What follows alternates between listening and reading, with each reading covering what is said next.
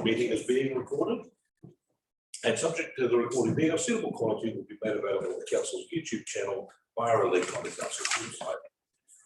The emergency exits are the door you came through at the eastern end of the building, western, and the door behind me, and the assembly area is outside the car park. Please remain there if there's an emergency and you haven't evacuated until the building is confirmed. Do we have any apologies? There are no apologies. Any conflicts of interest? Okay, there are no public participation today. Is there any extraordinary business? Okay, we're considering the minutes from 12th of May. Brenda, you chaired that meeting in my absence. Are there any corrections needed? Okay, do I believe that the minutes of the Planning and Reg Committee meeting held on 12th May 2021 are true and correct record? Okay, so Pam moved and Lee seconded. All those in favour? Aye. Motion's carried, and you get the item B1 is the Five Rivers Medical Centre Development Report. Do I have a mover to receive the report? Thanks, Rebecca. Second. I'm sure with Alistair just raised his hand without beating a separate shot. Thanks, Alistair. All those in favour? Aye. Motion is carried. Russell, over to you. Could you just talk us through that? Or if you've got your lobster suit on, dance through it. Yeah, I'll dance through that quickly. Asked to provide a background report as to Five Rivers Medical Centre in terms of the consenting. Mindful that councillors want to be brought up to speed with background. So the resource consent was granted, was applied for on 21st of January 2020. Was the original consent, and then the applicant came in for a variation, section 127 variation on the diorama, which they're able to do.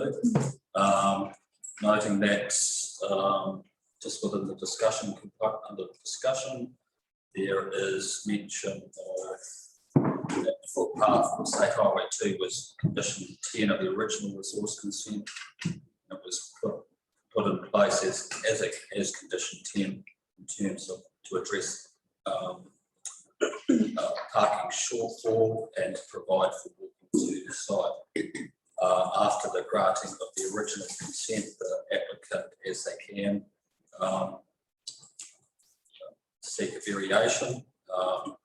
Prior to that, they went about that by having a meeting with Tim and Godwell and some liaison with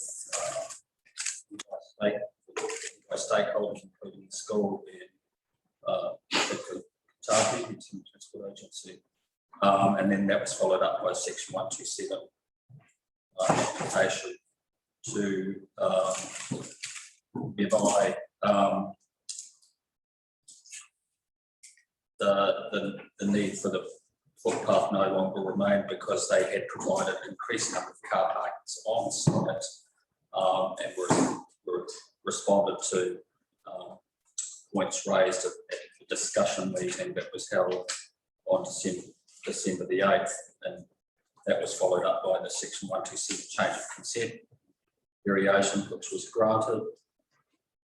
And I can take further questions. Okay. Any questions yet, Lee? I just had a drive past there on my way in this morning. So just to be clear, you're talking, there is a sort of not a very good footpath that already from where the medical centre was sort of a footpath reaching State Highway 2 in various states. So you're talking about that area on that side of the road, just to be clear. As you're heading into Greytown on the left-hand side. And presumably if you look at the front of the building, which is now a bit of a mess, that would all be landscaped or concreted. That's nothing to do with the front. Thing to note is that on that corner of our place there is a concreted footpath around the corner of that site there to our place, which is in line with provision of one footpath per side of some some streets, which isn't uncommon throughout the district. So can you just explain to me why this is now going back to assets and services? So what we seek from planning and regulatory is the footpath matter be referred to assets and services, requesting a report, more detailed report on footpath connection of the industrial and commercial area to the south part of Greytown, and within such a report it would outline indicative costs and option considerations for and against such provisioning of footpath facility for connection to the southern part of Greytown. So this is the first step in terms of seeking a further report with information.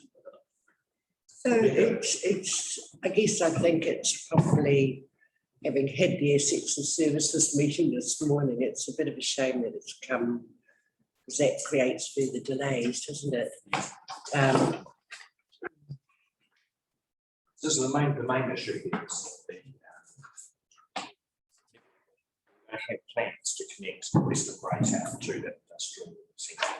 So, and you heard what he's answering is the reverse way, saying we're not making a pedestrian crossing at the end of the town because there's no footpaths to connect to. So really the question is,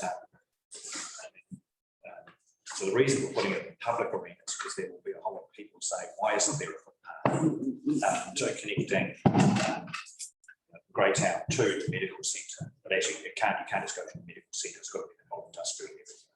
So we just want to put it into the public arena. It was very clear that the nature of the application was never, the applicant was never expected to actually be funding a footpath from Greytown that would go all the way through. And you can't do that legally. That you can only deal with the conditions of consent. So really the question is, do you have an appetite to see a footpath to connect to that area now or in the future? And that's the request to go to access the services to consider that when they want to do that. Okay. And then when there's some certainty that there would be a program at some point, then we can actually talk to what we're talking about pedestrian crossing, just unlocks the whole thing. Because currently, if you come from the main, thinking out loud. It would be really helpful to have a map. It would be really helpful to have a map. Yes, so I'm asking, could we have a map, please? Okay. Looking at what Russell was saying, he's talking about a footpath on the left-hand side as you're coming from Martinborough to head up to Greytown. So that's taking it across the front of the medical centre to where you can turn into the rest of the industrial area. What I see is that if you're coming south from Greytown, which is where the people of Greytown will be coming down, you're going to need a footpath on that side, and as it comes round past Kuranui College, then obviously a crossing or something like that to tie up to the footpath on the other side of the road. So are we looking at both footpaths, or are we only looking at the one from the medical centre to the to where that road goes down in the industrial park? Please, Russell. Just the one that's, Yeah. a map would A map would be really helpful. Because the especially location of the footpath was never specified in the source consent. no, but what we're saying now is that people are going to walk to the medical centre, so we need to somehow link that in. And if we're going to do that, then we need to look at what NZTA are looking at as to whether we need a pedestrian crossing or something like that on State Highway 2, because the whole lot needs to tie in together. Even if it's into the future, that still needs to be planned to have that the whole thing scoped as to accommodate everything.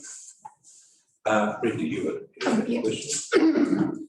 I'm just a bit confused over the development of the medical centre and why this is identified or even a holistic view of how this actually fits into Greytown and how people are going to access that service. I just, is that one of the things that we as a council should be covering off, is the holistic view? So the nature of the application, it was into a commercial area. And so the nature of the application is simply to look at the effect of the central itself. The issue of whether council wants to connect to the network is actually a council decision. It's not something you can pass on to the applicants to do. Yeah, no, but Harry, sorry, but that's a load of rubbish.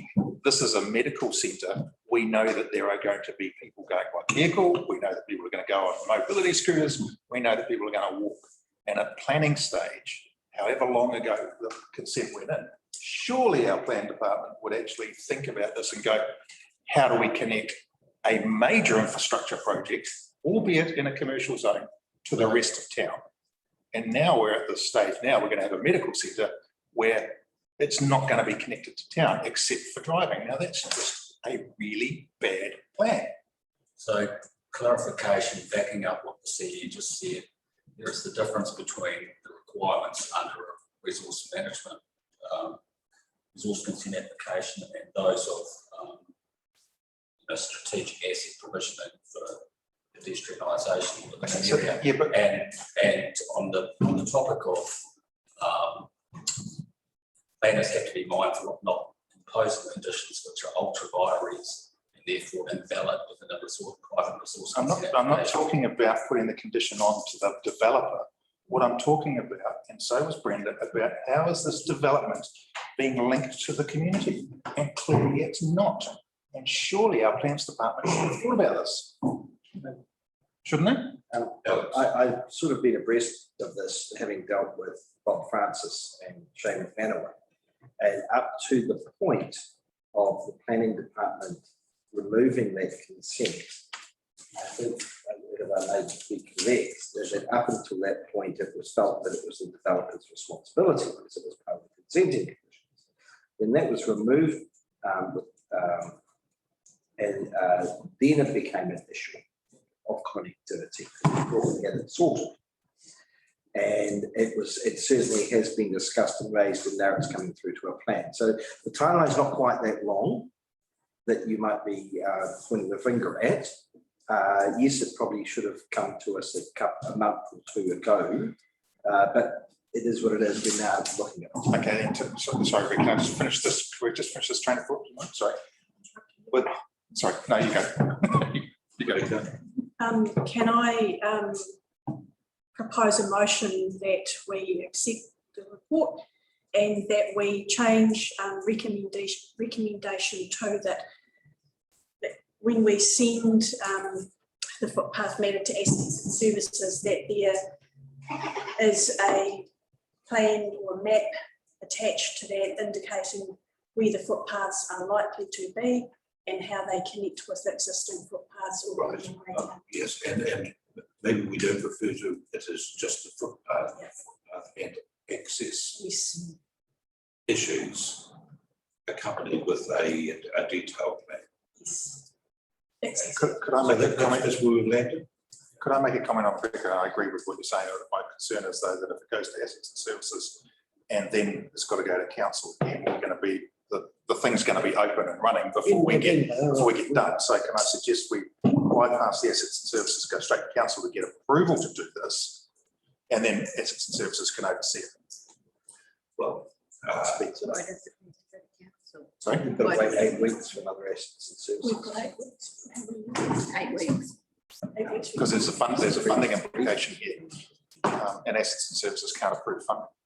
I mean, assuming that that report could be done within 3 weeks, on the 28th of the month council, that would be the only. why don't we refer simultaneously to ANS and council?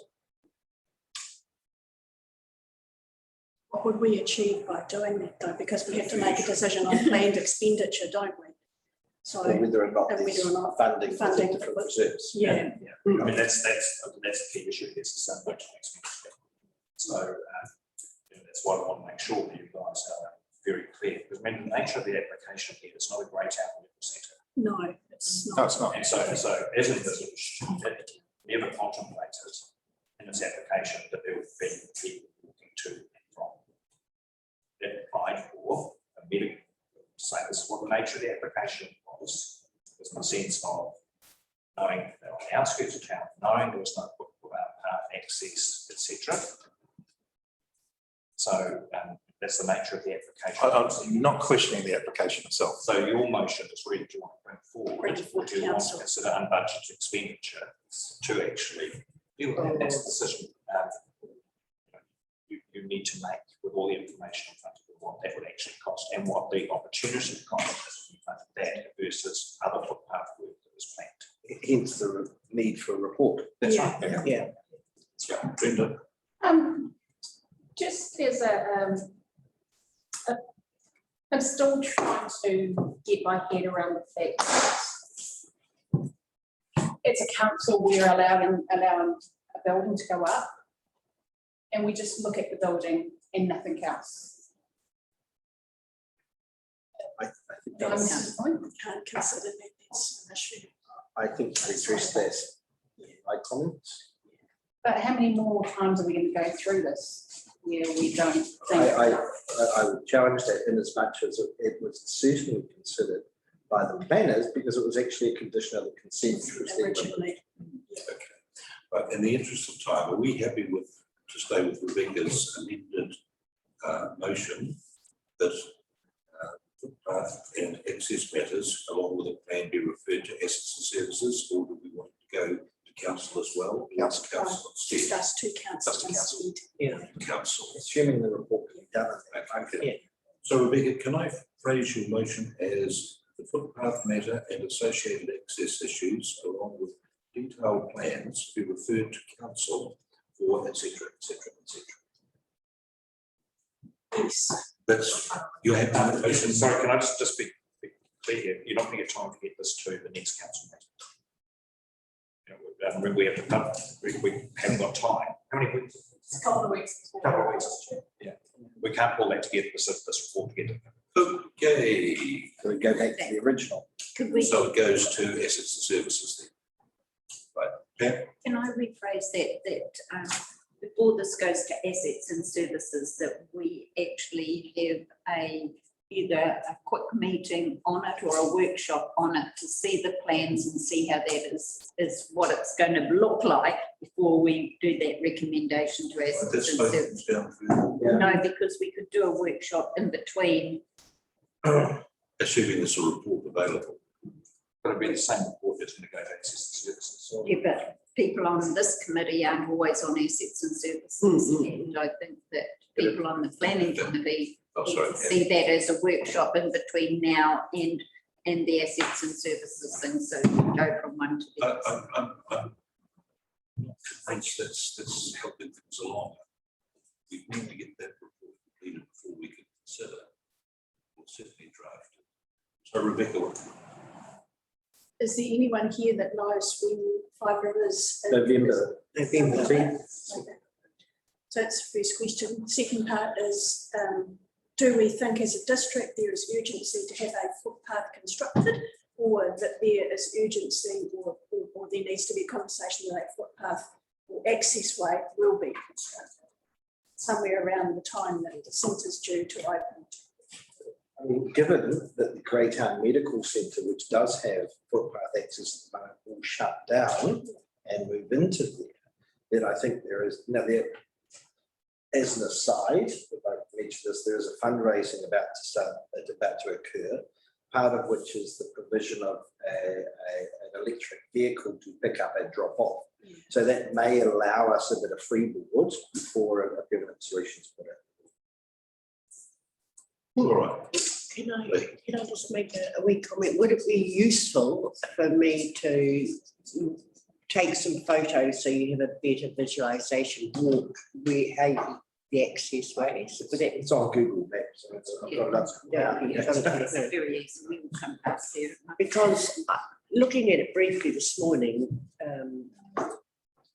can get there. There are some rough footpaths, but there is the crossing issue from one side of the road to the other. And I think NZTA might have a lot to say about that. I Yeah, think but it was cutting right. I wouldn't underestimate it. It's not. it's not allowed. Simple. No.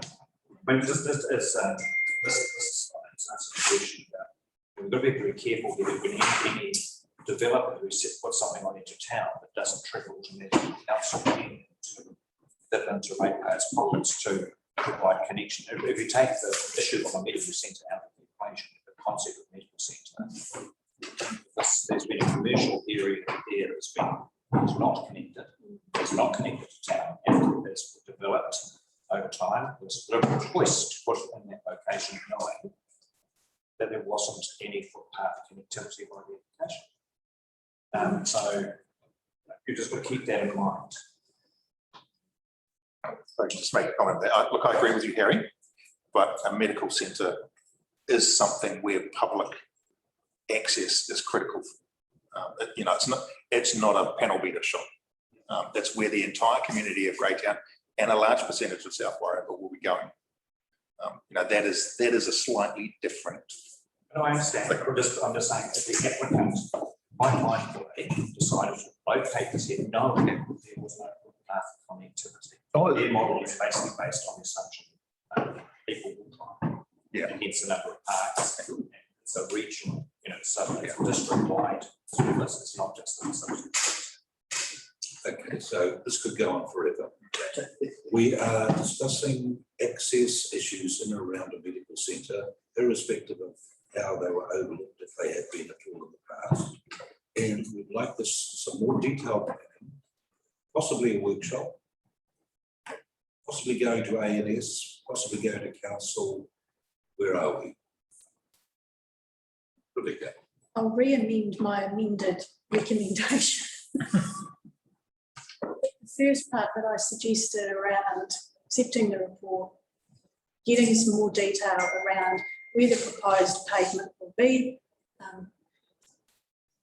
There isn't time for it to go to council, that it goes to assets and services for consideration, then to go to council, because I think we've got time to do that.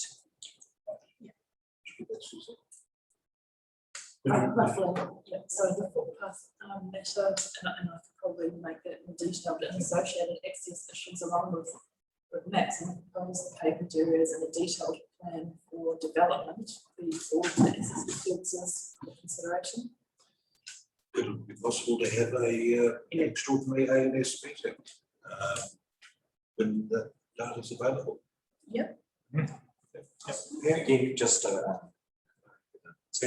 chance of getting this built by the time the medical centre. Sorry, by the chance of getting this, getting something actually built by the time the medical centre is open, it's just not going to happen. No, that's right. So I would not be driven by that. I'd make sure you do this properly. So That was exactly what I was going to say. What is the availability of contractors to be able to do any work? And I think that needs to be, Russell maybe needs to talk to Ewan as to a time frame or when roading people are able to do footpaths or some work along there. Yeah, it is what it is in the present environment. Rebecca, are we happy to go ahead with your amendment? If the subcommittee are of a mind to accept that.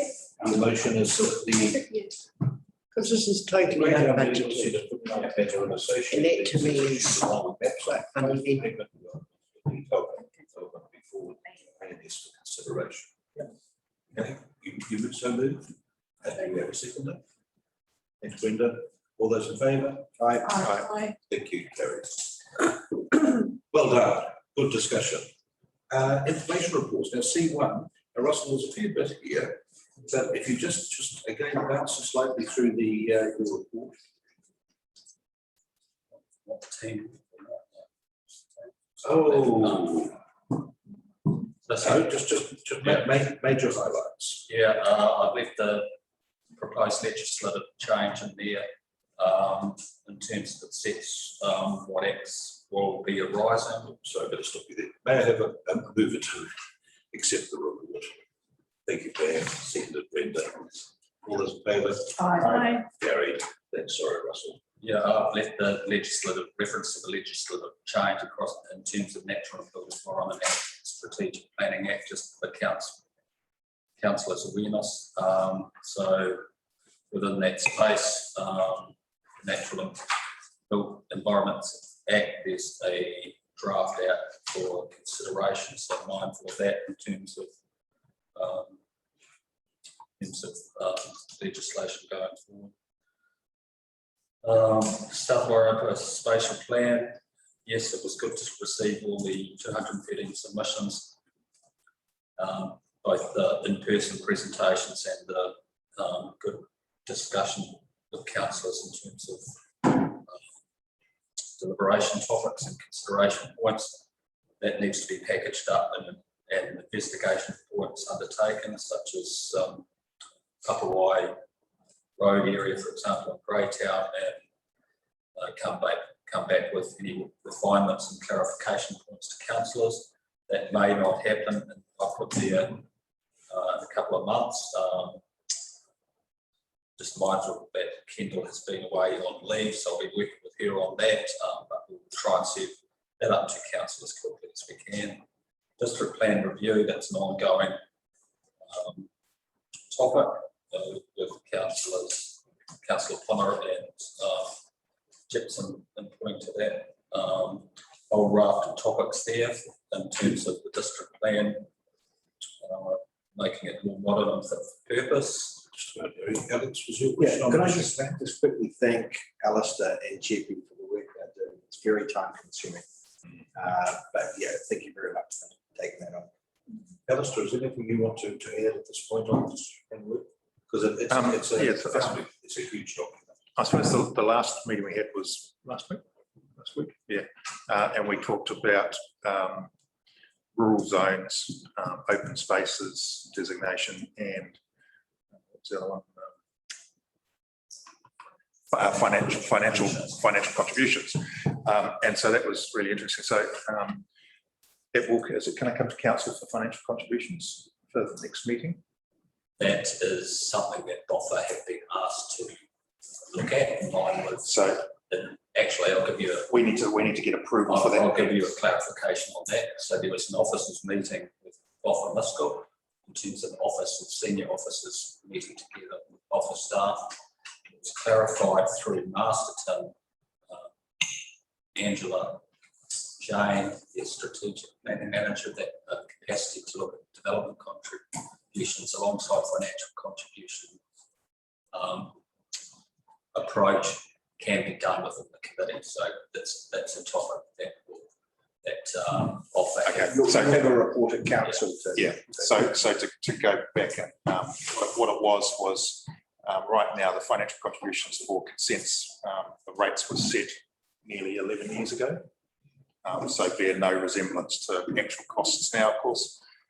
And we were just committee about how do we update it to reflect it today and further ongoing. And one of the considerations was whether or not the combined committee had the authority to set those rates for the councils. Obviously, there's been some discussion about that. The paper is obviously going to come to council about that, so you'll get an update on that. Open spaces. So this is the question about reserves and how they are designated. And we've asked BOFA Miscall to go away and look at open spaces with 3 subcategories, one being recreational and activity based, the other one being general sort of open space, but like cemeteries and people parks, and the third one is more natural, so up in the hills and the conservation. Thank you for that. So they're going to come back with a bit more work around that for us. In terms of the rural zone, that's probably going to be the most difficult topic to decide on this across the whole review, as to sizes of subdivisions where you can subdivide, classifications of land, particularly if the government brings in their third class of soils, and then how will we then give effect to that, and so on and so forth. So there's lots of different ways that this could be targeted. And Bottomless was going to look at potentially an overlay of protected land, or looking at actually improving areas. So there's two different ways to approach it. And then you get down to actual size. And we talked a lot about how many subdivisions you can have. With 4 hectares, you can have lots of septic systems out there because it doesn't affect so on quite so much. But if you go down to 1 hectare and you've got 15 houses on 1 hectare, all of a sudden you've got an environmental issue with septic systems. So there's this discussion about how small do you go before it triggers unforeseen consequences. And then the other one was also the boundary of 500 metres from the edge of a dwelling in terms of intensification for farming. So you can't do intensification for farming within 500 metres of a dwelling, and what the implications of having rural subdivisions could do on the land as well. So it's a bit of a minefield to work your way through. There's no consensus yet around the table as to which way we would want to go on this, but it's Bottomless was going to go and have a look at all this sort of thing and try and provide some more information about where we could possibly go with this. But it's certainly probably the most contentious or difficult one to solve, I think. And the only other point that came up within considerations for future rural zone is you've got to match your objectives to the way you're going to go in terms of either delineating rural residential rural lifestyle areas, or apply an overlay saying where you don't want new subdivision to occur. So there was a bit of mix of views on that.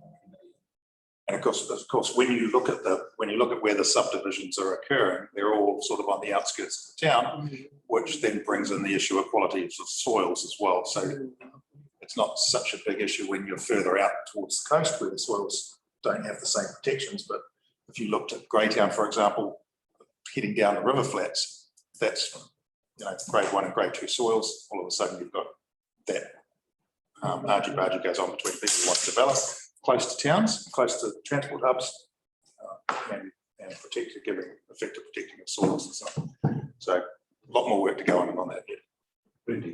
Yeah, has the question, thanks for the report. Has the question been raised over how to determine when rural becomes an urban placement? Well, I mean, like you were discussing on how people are developing close and close to urban. At what stage or what phase does rural turn into urban? That's when the urban services are connected.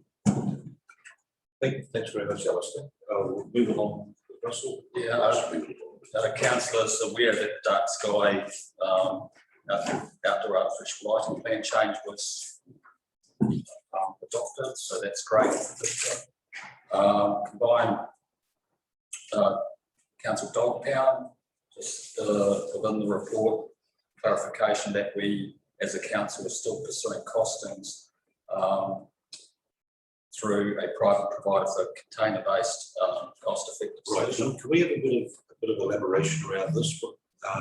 Does Mr. Mead like to talk to this? Just zipped out. Oh, well, he's done a run. Ranger. He's got out. Go round about. And you're scared Russell off now too. And welcome to the action group. We might have some action at 2 o'clock. We might be running late with a bit of a rollover this morning.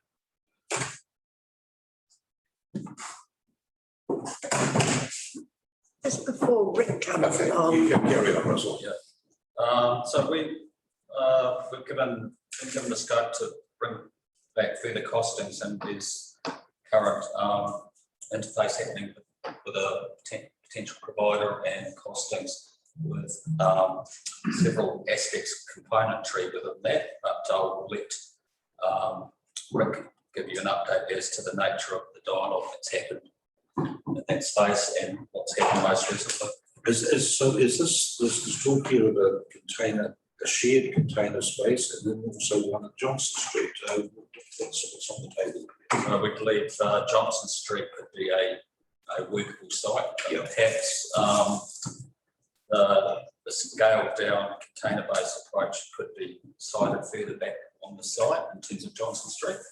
And related inside, we've got Right. Rick's here, so Rick, can you talk to us about what a container-based dog pound on Johnson Street would look like, how it works? I'm aware that we've come under scrutiny officially and disapproval from the public about the current dog pound, and I think this is what you're suggesting is an innovative way of getting some action rather than letting another year slip by under our feet. But off you go, sir. Right, specifically, you just want an overview of what we're proposing. Yeah. So exactly that. So we've had MPI have a look and failed us in terms of the compliance of the pound, which everyone knew. And so part of that was to think innovative in terms of are there other ways we could actually look at this rather than the old historical construction of a shed with kennels inside. Part of that's come up is with the idea of looking at a compound situation with mobile kennels as much as possible to ensure we meet all the requirements that we have. We've had a look and we've investigated an option involving a 20-foot container where we can actually put 4 kennels in at one point. So we're just currently looking, trying to get all the figures and the costings back as per the original sort of indication from this committee as to they wanted a full breakdown. So we've looked at a 30 by 34 metre compound part within the current Johnson Street site, which means that we've got existing use rights, but also the amenities we've got there, power, water and septic are already on site, so we can tap into those. I hoped from the last committee meeting that it was further down the track.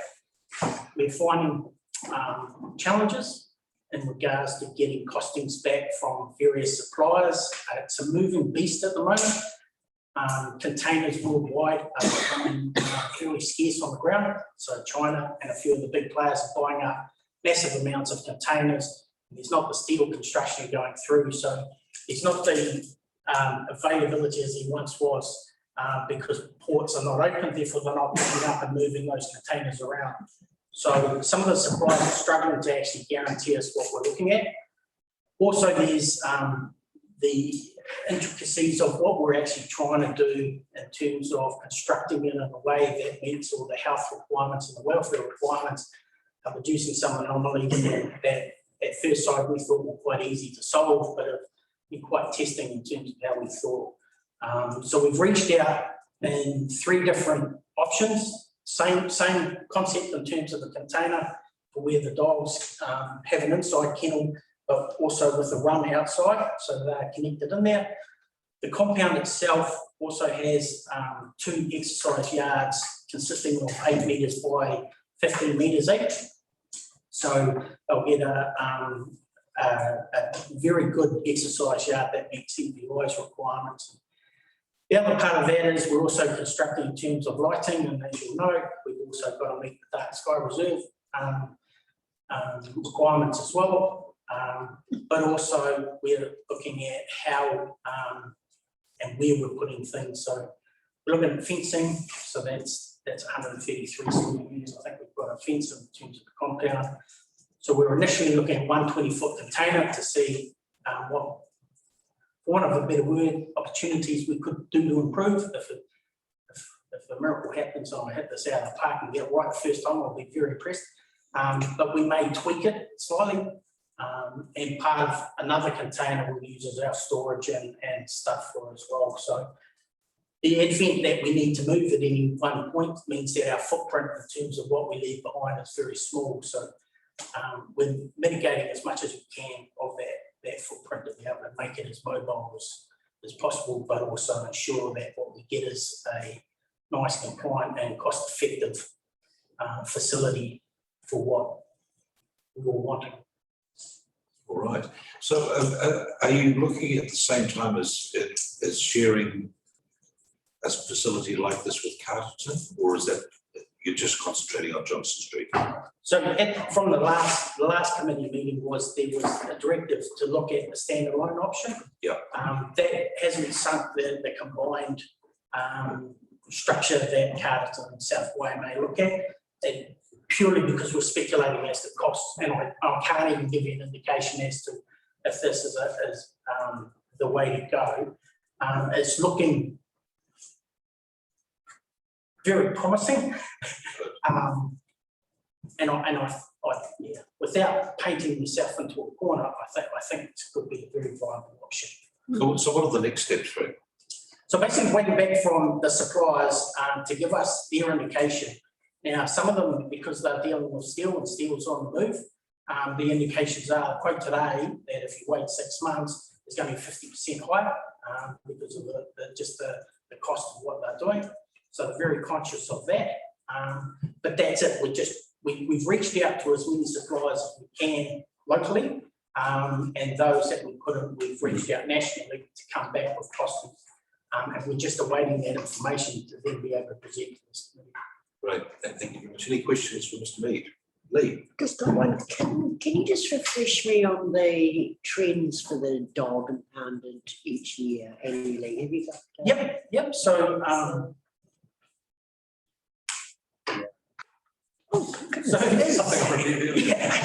so for 2019, 2020, we had 76. For 2020, 21, we're at 68.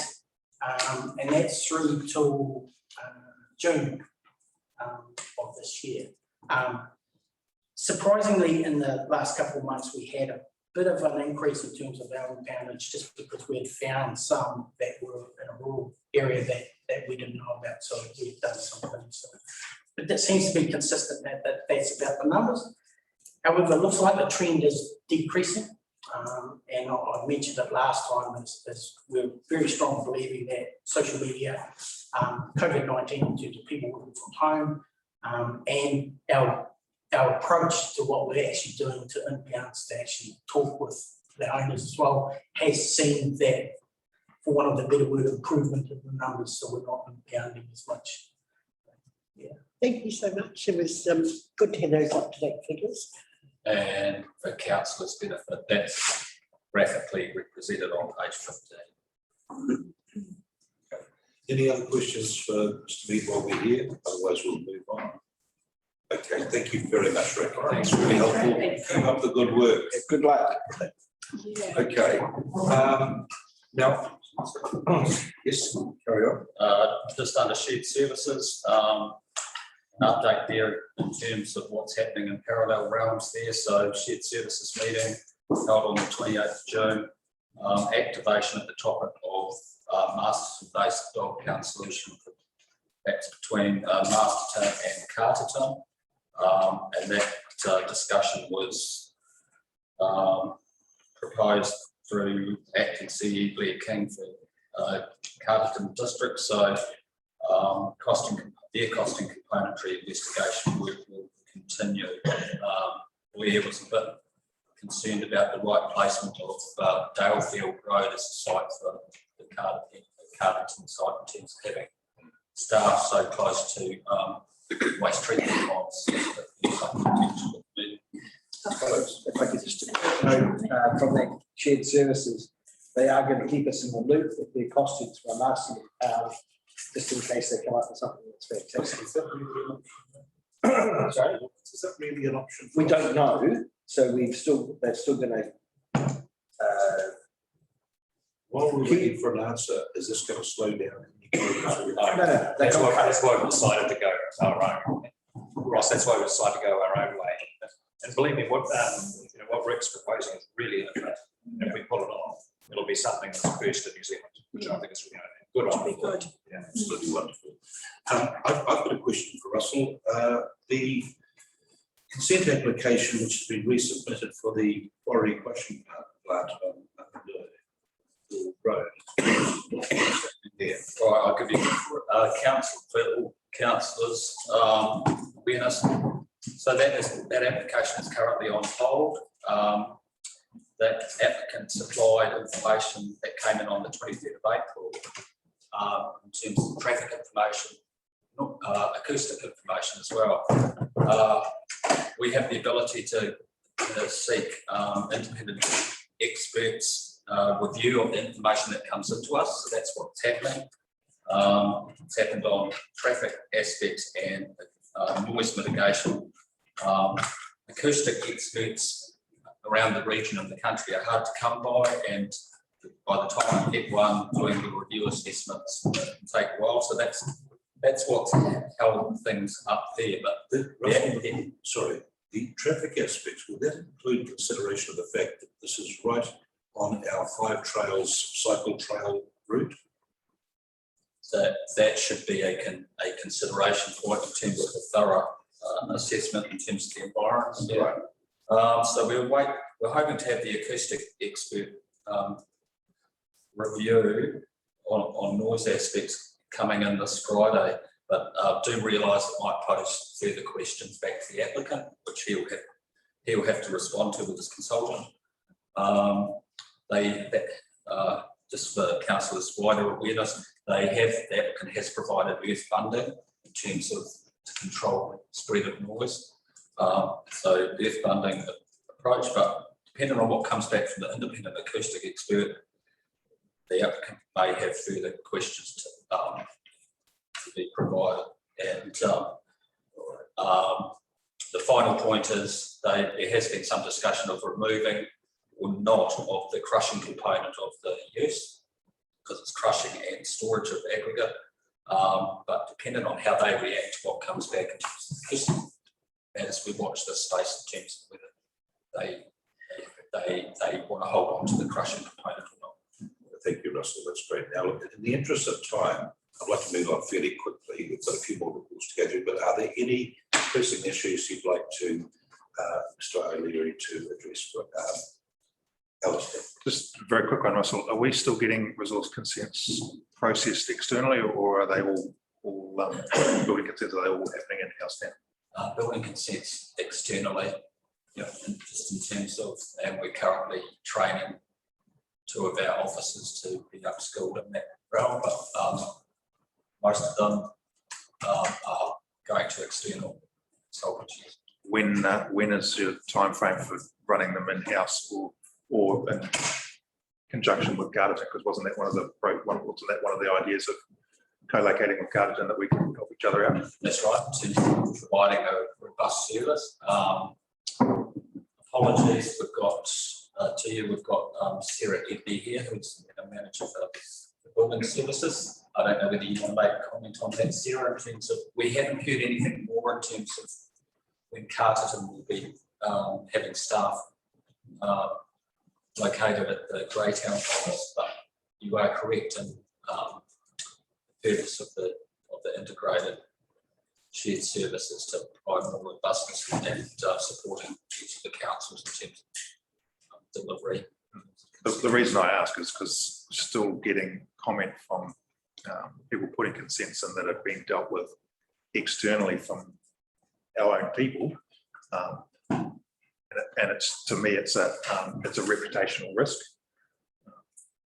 and it's something that we talked about last year that would cease to exist. If you remember this, Gary, and we're still putting them down. So, at what stage we need to know, when are we going to stop doing that and process these in-house? It's a reputational risk that we want to avoid. Sarah, would you like to? So at the moment we, along with most councils in New Zealand, are experiencing a really high number of consents.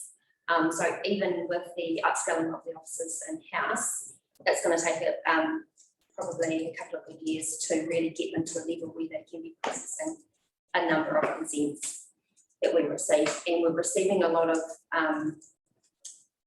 commercial type ones, or risky, high risk residential designs, things like that.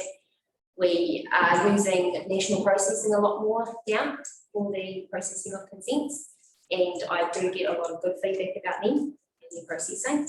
I understand that there are a lot of designers that do have conflict with Mike Sims, who is our main contractor. And so I'm managing that by making sure that, you know, I'm not giving him ones that he has a lot of conflict with. Yeah, so as far as He's the topic of question. Everyone mentioned it.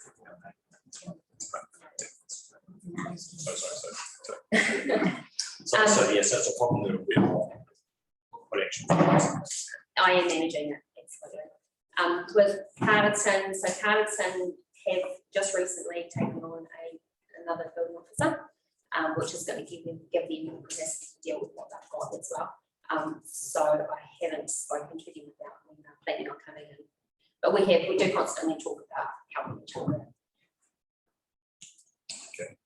Thanks. Any more questions for Russell, Sarah, Rick? Okay. We'll move on to item C3, policy and governance reports. C2, action items report. Do I move to receive the report? Thank you, Brenda. Seconder, and all those in favour? Aye. Motion's carried. Okay. Are there any questions for any of the officers on the action items report? Well, one of them was only one. Yeah. And we've just covered it. Got to find it first. It's not huge. No. We already discussed I it. think we've Okay, discussed it. pretty well done that one. With that cabbage.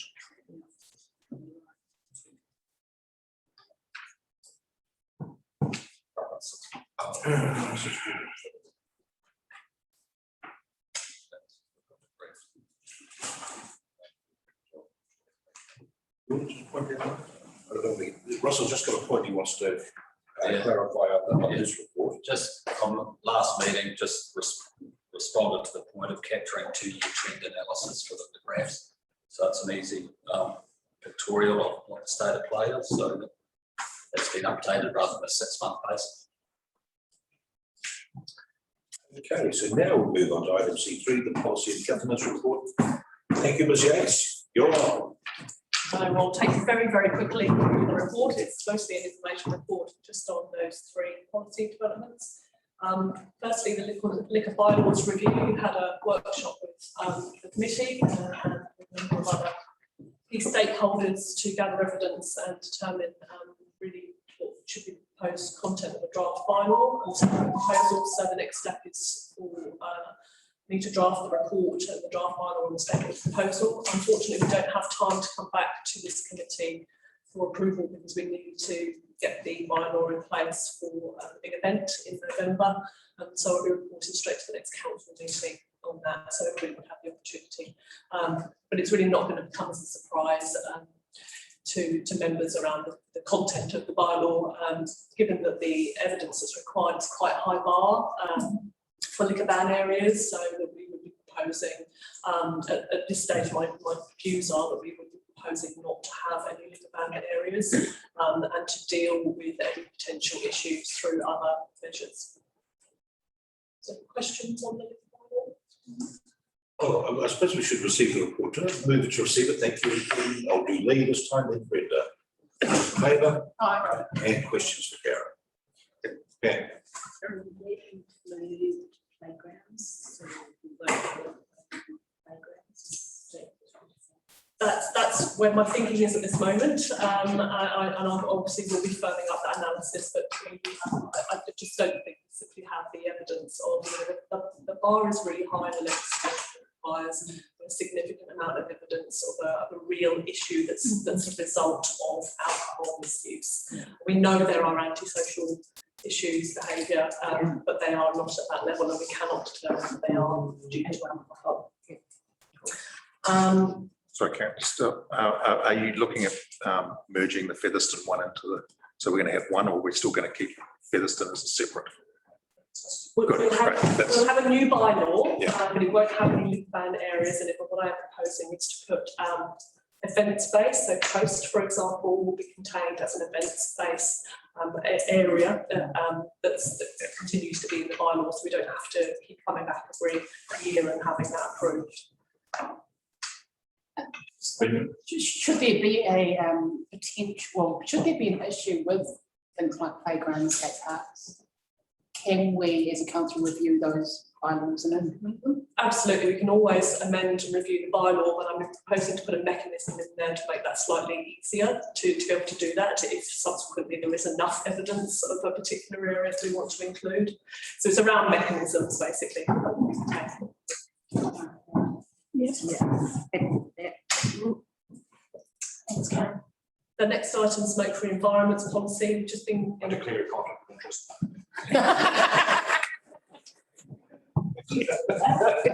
Been in contact with the other two councils that we are all due to update our smoke-free environments policy to consider the vaping amendments. So we've reviewed and updated our internal policy, but our external policy. We've taken the opportunity, a lot of other councils have quite an expansive policy and with a focus on smoke-free after 2025 on what we as a council can do. So there's other councils, that do quite a lot in that area and don't just focus on the specific workplaces that we have and look to reduce the harms caused by smoking through working with businesses and education. Looking at our public spaces and having much more broader areas that smoking is prohibited through particular around outside dining in restaurant areas. So we can consider that. We're at a very early stage now. We're just doing some preliminary work and we propose that the URAPA Policies Working Group take this forward. So we'll be putting together some information on that and convening the policy working group really the idea is to try and get the policy, a wide policy done by the end of this year. Thank you, Karen. Can we have a mover at this stage to note the review of council's liquor bylaws is underway and that officers will report to the 28th July 2021 council meeting for approval to consult on a replacement bylaw. Thank you, Pam. Thank you, Alistair. All those in favour? Aye. I also have a mover to note that officers are commencing a review of council's smoke-free environments policy. Thank you, Brenda. Alex, would you like Thank to you, be able to Rebecca. All those in favour? Aye. Get free smokes. Yeah. I thought it would be really appropriate for Alex and Lee to actually be the ones promoting that.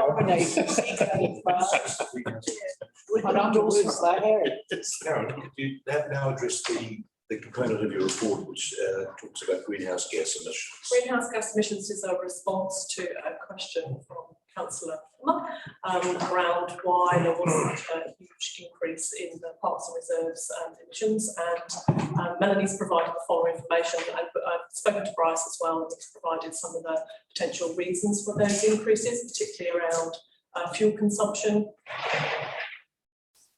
So if there are questions on those, I don't propose to go through them. No, it's good. Very clear. Very clear answer. Thank you very much. Thank you very much for that, Karen. My pleasure. Always here to serve. Okay, that's me. Thank you very much, Karen. Any other questions? Ross, you need to note and get that artwork. You haven't done that. Number 4. Proceed number 4. Yeah, we need to do it. I'll propose it. Can we have a Second. proposal that we receive the information provided just now by Karen on the 2020 greenhouse gas inventory report relating to parks and reserves? Moved by Alistair, seconded by Pam. All those in favour? Aye. Thank you. Meeting closed. Excellent, Mr. Ring. Oh, I have a question, Chair. Too late. It's closed. We have a group of members at the back from the Waiahini Action Group, and they've just released their plan for consultation. I'm just wondering whether or not there's an opportunity for them to maybe have a very brief conversation with us because they've taken the time to be here. It's now. It's now. Workshop now. Did you get the mail? No. Just on that note, please apologise. I'm trying to do 2 jobs. And Thank you for your patience. Let me just hold 2 minutes. We've been at this since 10 this morning with Mary and Mary.